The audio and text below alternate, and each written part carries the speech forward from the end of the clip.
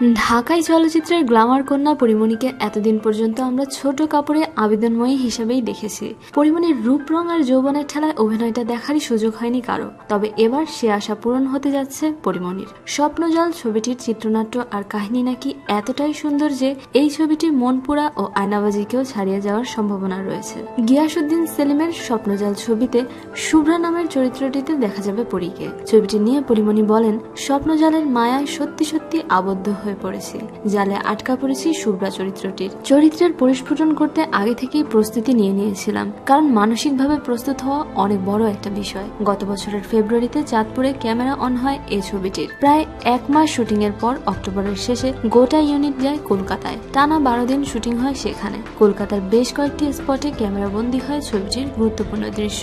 সে সময় ওপার বাংলার বেশ কয়েকজন অভিনেতা অভিনেত্রীও অংশ নেন। ছবিটির শেষ লটের কাজ শুরু হয়েছে গত শনিবার, আর তা বলতে গেলে শেষের পথে। শুটিং শেষেই শুরু হবে সম্পাদনার কাজ। পরিচালক ছবিটিকে একটি ভালো অফিসনে মুক্তির আশা করছেন, সেই সাথে ছবিটির সফলতার ব্যাপারেও যথেষ্ট আশাবাদী তিনি।